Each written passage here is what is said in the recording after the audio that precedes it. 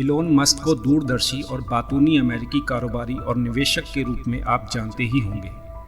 अगर आप उनकी भविष्य की योजनाओं के बारे में देखें तो आपको पता चलेगा कि अमेरिका और दुनिया पर उनका कितना प्रभाव है। ध्यान से सोचें तो यही अंदाज़ा डर में बदलने लगता है, और यह डर निराधार नहीं है। मस्क यूक्रेन और रूस युद्ध से अपने जुड़ाव को स्वीकार करते हैं। अमेरिका का यह प्रभावशाली बिजनेसमैन स्टारलिंक और स्पेसएक्स के जरिए अंतरिक्ष पर नियंत्रण पाने की तैयारियां कर रहा है। दुनिया भर की सरकारें भी इसके साथ काम कर रही हैं, और दूसरी तरफ न्यूरालिंक के जरिए कई रोगों का इलाज भी ढूंढ रहे हैं। टेस्ला और बोरिंग कंपनी के जरिए जहां वो मोबिलिटी की दुनिया बदलने की कोशिश कर रहे हैं, वहीं ट्विटर से इन चीज़ों से जुड़ी जानकारी को दुनिया तक नियंत्रित तरीके से पहुंचा सकते हैं।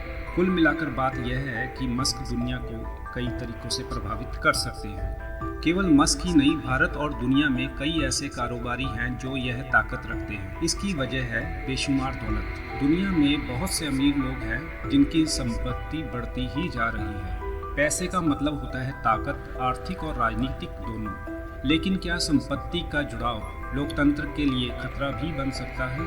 अमेरिका के स्वर्णिम युग में भी धनी लोग ही राजनीतिक दुनिया पर राज कर रहे थे। गिल्डेड एज के दौरान जब पहले बड़ी कंपनियों का उदय हुआ और उसके साथ बहुत धनी और शक्तिशाली लोगों का भी उदय हुआ, जो सभी पुरुष थे और यह कंपनियां चला रहे थे और यह राजनीति पर भी हावी थे। गिल्डेड एज 1870 से 1900 के बीच का दौर था। इस दौर में तेजी से उद्योग बढ़ा, आर्थिक तरक्की हुई और अमीर लोगों की संपत्ति भी बढ़ी। लेकिन इसी दौरान वहां के लोगों का शोषण भी बढ़ा और कामगार जबरदस्त गरीबी में जा पहुंचे। कंपनियों का लालच और राजनीतिक भ्रष्टाचार इस समय की पहचान बन चुका था। जनता इस पर ध्यान ना दे, इसलिए सर्कस और मेले लगाए जाते थे और खेलों का आयोजन भी होता था। इसी दौरान अमेरिका को महान कारोबारी मिले जिन्होंने नई चीजें शुरू की। जेपी मॉर्गन, जो पहले बैंकर थे, एंड्रयू कार्नेगी, जिन्होंने स्टील उद्योग से पैसा बनाया, वेंडरबिल्ट, जो रेल की पटरियां बिछा के धनी बने। इसी दौरान ये सभी चीजें, स्टील, रेल की पटरियां और बैंकिंग, सभी तेजी से आगे बढ़ी। सन 1900 तक ये सारे बहुत बड़े उद्योग बन चुके थे। इन लोगों ने बहुत बड़ा औद्योगिक साम्राज्य बनाया जिसका प्रभाव अर्थव्यवस्था पर ही नहीं, राजनीति पर भी पड़ा। 1929 में जब अमेरिका में स्टॉक मार्केट खत्म हो गई, तब सरकार के हाथ में कुछ भी नहीं रहा। तब 6 लोग आए, उन्होंने कहा कि वो देश को बचा लेंगे। इनकी ताकत, प्रभाव और धन इतना ज़्यादा था कि एक बार लगा कि वो देश को बचा ही लेंगे, लेकिन उन्हें कामयाबी नहीं मिली। संकट और गहराता गया और आर्थिक मंदी का दौर आ गया। 1930 में न्यू डील समझौता हुआ और इन बिजनेस टाइकून की शक्तियों को सीमित किया गया। आज हम फिर से अमेरिका में सुपर रिच लोगों को राजनीति में बहुत प्रभावी देखते हैं। पूर्व राष्ट्रपति जिम्मी कार्टर ने साल 2015 में लोकतंत्र पर अमीर लोगों के प्रभाव पर चिंता जताई थी। यह बात उसका उल्लंघन करती है जिसने अमेरिका को महान देश बनाया, उसकी राजनीतिक व्यवस्था में।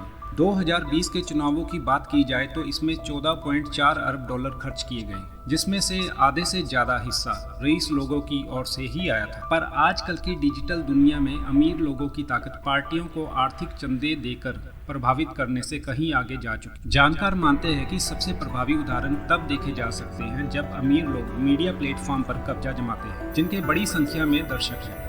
इससे उनकी और ताकत बढ़ती है। भारत में भी बड़े बड़े उद्योगपतियों का न्यूज़ चैनल को खरीद लेना इसी चलन का हिस्सा है। यह दौड़ और भी आगे निकल चुकी है। अमीर लोग सोशल मीडिया पर नजरें गड़ाए बैठे हैं। इलोन मस्क ने साल 2022 में करीब 44 अरब डॉलर देकर ट्विटर को खरीदा। उसी साल उन्होंने कई पत्रकारों का अकाउंट ब्लॉक कर दिया जिन्होंने उनके खिलाफ लिखा था। देखा जाए तो इलोन मस्क का प्रभाव इससे भी ज़्यादा है। वो स्टारलिंक के मालिक हैं, जो कि सैटेलाइट इंटरनेट मुहैया करवाती है। यह बात इलोन मस्क और उनकी कंपनी को सरकार पर काफ़ी बढ़त देती है, और देखा गया है कि इलोन मस्क कैसे यूक्रेन अहम हिस्सों में स्टारलिंक की सेवाएं बंद करके इसका फ़ायदा उठाने की मंशा रखते हैं। अगर आज इस डिजिटल युग में स्टारलिंक को बंद कर दिया जाए तो यूक्रेन की रक्षा करना बहुत ही मुश्किल हो जाएगा, जो कि किसी भी लोकतंत्र के लिए अच्छी बात नहीं है। सरकार हमेशा जनता के नियंत्रण में और उसके प्रति जवाबदेह होती है, लेकिन बेशुमार दौलत वाले इन लोगों की जनता के प्रति कोई जिम्मेदारी नहीं होगी, और यही स्थिति सबसे खतरनाक साबित होगी।